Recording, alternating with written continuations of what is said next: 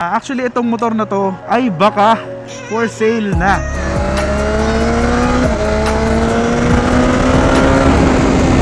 Woo! Ganun lang, 120 na. Talo na tayo ng 1000cc. And we are back with another video for today. Kakamutin natin yung kating nararamdaman ko na parang gusto kong mapunta sa 1000cc. Pero hindi ko rin sigurado kung worth it ba. Kasi naka 900 tayo sa XSR 900 natin ngayon. So konting mabilisang quick around lang. Tingnan lang natin ang kanyang ganda. Solid. Kaya tara, huwag na natin patagalin pa. Biyahe na tayo. Actually pupunta ulit tayo ng Alpine Stars kasi yung jacket may natastas na branding dito. So hindi ko sigurado kung hahayaan ko na. Ngayon ang last day na pwede nating ipapalit. Kaya balik tayo doon. At syempre kasama na rin sa biyahe natin na may experience ulit natin ang isang liter bike. Let's go. Grabe, ang taas na to, hindi halata. Panis, automatic. Maganda sa mga ganito. Social na. Pindot-pindot ka na lang. Tingnan nga natin tambucho. Nakastock lang to eh. Kaya ang tahimik compared dun sa XSR natin. Ayan oh, tahimik lang. Pakat delete ko kaya no. Daling ko sa Orion. Para pagtingin na airpot maingay na. Upgrade na di mo inakala. Uy, puti ka. Ang aga ng clutch. Hindi ako sanay. Yung biting point niya nandun lang sa bungad.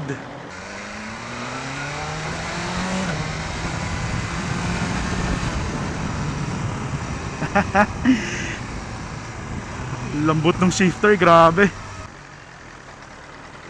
Nakakapanibago lang ang tahimik. Katulad nung kanina si kuya, parang feeling ko hindi niya alam na nandun tayo. Hindi katulad kapag maingay exhaust mo, mas mapapansin ka ng mga tao.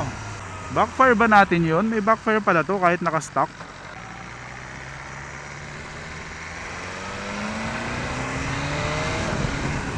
Woo! Sarap.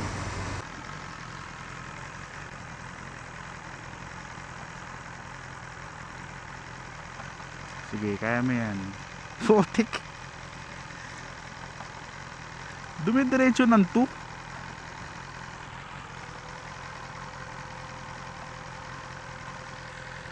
Pero huling hiram ko to, sabi ko kay Airpat, mas madali kunin ng neutral nito. Pero sabi niya mas madali yung sa XSR.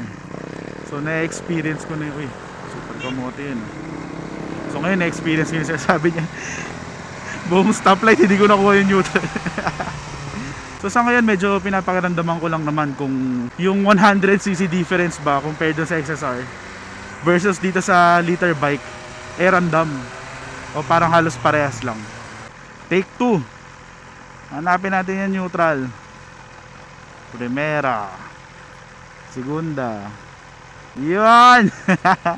Nadali rin. So yun nga, kakapanood ko ng R1, parang gusto ko mag-jump ng 1000cc. Pero sa pangarap ko lang yun kasi pag nag-YouTube ka, diba, kung ano-ano yung naiisip mo eh. At saka yung R1, yun kasi yung parang medyo dream bike ko ngayon. Pero kapag inisip ko, pag nag-R1 ako, baka di na ako makasama dun sa mga loop namin at saka long ride. Kasi syempre sobrang hirap nun. Upright nga ako sa XSR, nagre-reklamo na ako eh. Paano pa pag nagpalit ako, diba? So ngayon, mafe-feel lang natin yung engine. Ang sarap lang din kasi isipin na kapag naka-liter bike ka. Wala lang, diba? Puro yabang. Ayun, feeling ko walang nakakarinig sa kanila sa atin. Grabe yung primera nito.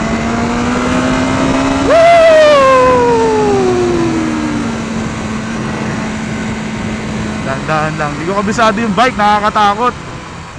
Grabe yung shifter nito. Parang sa hyper, ang lambot. Hindi mo maririnig eh. At saka hindi mo mafe-feel na nagbabago ka ng shift. Sa XSR mararamdaman mo talaga yung click-clack. Although mas preferred ko yung ganun kasi parang sinasabi niya sa'yo nakapag-shift ka na. Pero kung mas prefer mo yung smooth, eto. By the way, itong S1000R na to, ito ay all stock at hindi laspag. Alam ko ang binago nga lang dito itong CR4 eh. Hindi pala binago, dinagdag.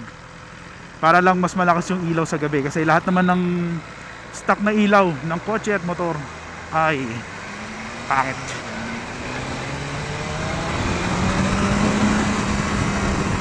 Ang lakas ng hatak ng dos nito. Grabe.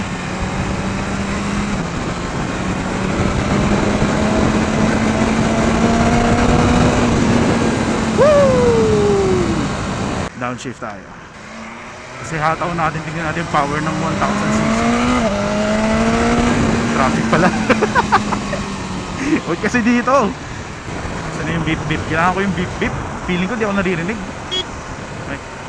Drive lang muna tayo. Mamaya na tayo magkwentuhan.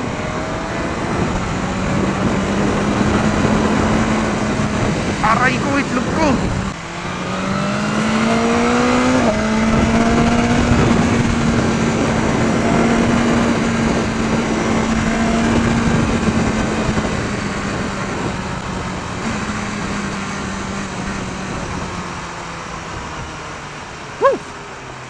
Feeling ko galit na siya eh. Pero since walang masyadong tunog, napapastay ako sa lower gear, tapos natatrattle ko pa siya lalo. Nanggigigil. Guess nyo yun, kasi kapag maingay yung tambucho mo, mas maririnig mo yung makina eh. So ang tendency, kapag parang umiiyak na yung makina, inaangat mo agad. Kahit kaya pa niya, maiaangat mo agad kasi sobrang ingay na. Pero ito hindi ko siya nafe-feel doon since nakastock na. Pero grabe hatak.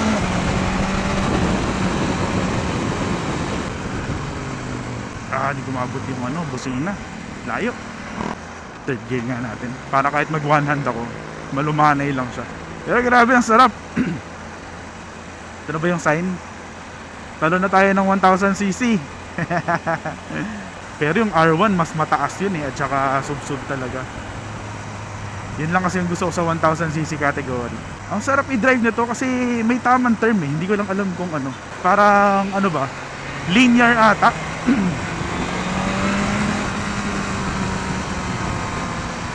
Mas ramdam mo yung linear yung takbo mo kasi hindi ko ma-explain ng maayos. Parang kahit bumibilis ka, hindi ka niya hahatakin na magugulat ka or ma-out of control ka. Yan, parang ganyan. Kahit nanggigigil ka, parang tama yung pagkuha niya ng power. Hindi katulad dun sa SSR natin na kapag nanggigil ka, binira mo, hahatakin ka rin niya in a way na baka magulat ka pa minsan-minsan. Eto, hahatakin ka pa rin niya na komportable ka. Mga ganito, grabe yung delivery.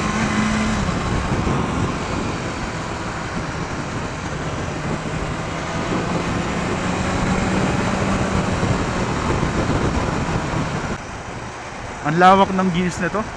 Anyway, kung practicality naman ang pag-uusapan natin, sa totoo lang, ang pinakamadaling sagot dyan, hindi natin kailangan ng 1000cc dito sa daan, Metro Manila, city riding. Kahit nasabihin mong waswasin mo, hindi mo maaabot yung 1000cc, hindi mo ma-maximize yung power. Actually, kahit yung XSR 900 eh, medyo ano na yun, hindi pala medyo, parang hindi na practical na may ganong kang power. Hindi naman tayo nagtatrack. Ang advantage lang kapag naka liter bike ka, bragging rights. Para lang kapag tinanong, kailang cc yan boy? 1,000. Sarap sabihin eh. Pero sa city riding kasi 0 to 100, ang daming motor na may kaya kumuha nun. At hindi makailangan ng 1000cc. Pero gusto ko. Gusto ko talagang mag-jump ng to R1. Ano to? Tire pressure does not match set point. Social. Kapag ako, bababa pa ako, titingnan ko pa yan. Anyway, yun nga, mas maganda yung upuan nito ah. Hindi pa tayo nakakalayo pero ramdam kong mas soft siya. Ang sarap i-drive nito. Hindi ko alam kung dahil ba BMW siya, dahil sa brand, o dahil sa pagkakagawa talaga ng motor. Ramdam ko pa yung freshness ng bike.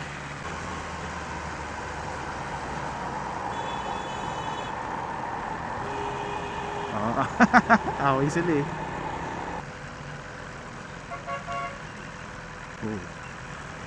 Liko-liko lang, walang tingin-tingin. Ano nangyayari? Parang kailan lang libre-libre yung Metro Manila, ngayon puno na ng kamote. Parang dito namin nabenta yung baksilog namin dahil Tama ba? Oo, ito nga yun. Parang dito kami nag-deal, nakabukas yung garahe na yan. Binenta namin. Meron kasi kaming Baxilog franchise dati. Okay. May nag-green, oh. Ibig sabihin yan, ano eh, hill stop assist. Yun ang gusto ko sa bike na to, na wala sa XSR 900 natin. Tingin ko nasa mga high-end lang talaga yun eh. Ang ginagawa ng hill stop assist, kapag umaandar ka tapos medyo katulad nito, pataas konti yung daan, hindi mo na kailangan mag preno sa paa or dito sa kamay kasi tutulungan ka na niya. So, less pagod, 'di ba? Social eh, BM. Okay, so nandito na ulit tayo sa Alpine Stars. Tingnan ko lang kung meron ako magugustuhan ipalit na jacket. Tapos balik tayo mamaya sa biyahe. Maganda, white na gray pero parang katulad ng ibang normal jacket na may hoodie. Ito naman yung isang brown pa nila. Darker brown, mas simple. Mas maganda pa rin yung una eh. Ito naman yung black na di ko in-expect na magugustuhan ko. Simple lang, tapos white yung branding. Tapos ang maganda sa kanya, nakatahina. Hindi na siya mababakbak. Parang ito na ata. Kaso ito kasi yung... Sigurado pag nagmumotor ka, may nakita ka ng gantong style eh. Ganito yung pinaka-normal na style ng Alpine. Pero sabi nila, bagong model naman daw talaga to. Magkakahawig lang. Kasi brand nila yan eh. Sayang yung brown. Sobrang sayang ng brown talaga. Last piece na miss, no? Ito. So ito na rin mismo yung makukuha daw natin. Na-check ko naman yung mga tahi. Okay naman siya lahat. Kaya to. Ang kaso, wala na tayo ng color brown na jacket. Naging black. Naghahanap din naman ako ng black pero hindi rin priority. Pero okay na yan. At least hindi matatanggal yung yung print. Yun kasi yung pinaka-problema eh. Pakita ko lang ulit sa inyo yung nangyari. Ayan. Tapos sumakto pa siya. Ito yung kumukulubot kasi nasa wrist ko eh. Diba? Strap. So, yun lang naman. So, tara, biyahe na tayo. Okay na yan. Ayun lang, no? Paano kapag gusto mo umatras tapos naka-heel stop? Oh, ayaw umatras, oh. Sumobra sa pagka-high-tech. Siguro 1. Paano kaya yun? Patayin na lang natin muna. Kaya problema kapag social yung bike. Hirap din pala kapag masyado maraming features.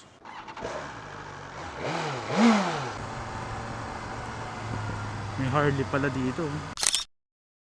Hindi, joke lang. Crispy pata yung nakalagay. Nadali ako dun ah. Pwede pala yun.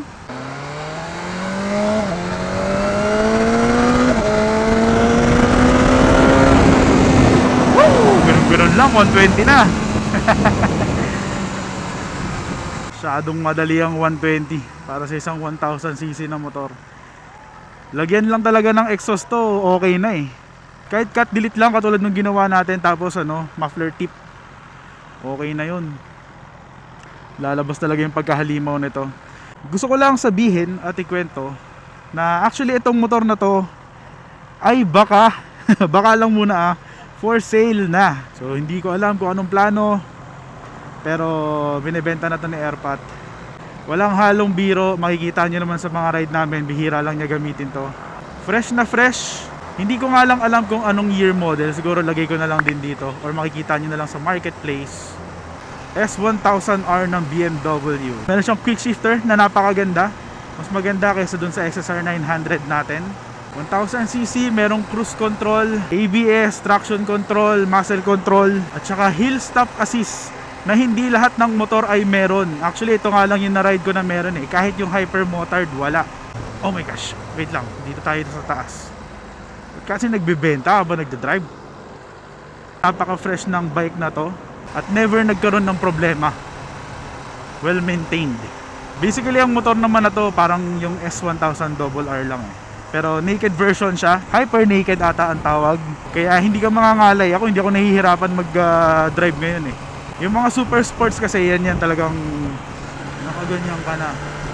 Tapos mas taka sa traffic, may hirapan ka. Pero pogi.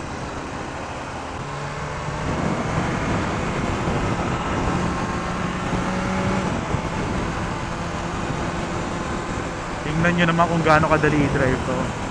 From 900cc to 1000cc, worth it ba? O malaki ba yung difference nung jump? Sa totoo lang, hindi ko naramdaman na, hindi ko rin tinotodo pa naman, pero hindi ko rin naramdaman na mas naging powerful ako ng sobra from XSR 900. Yung hatak, ang bilis at saka ang linear humatak nito. Ang sarap. Mas gusto ko lang talaga yung pagiging smooth nito. Pero syempre pagdating sa dulo, mga 200, ganyan, hindi naman natin matatry yan ngayon. Kasi city riding lang tayo.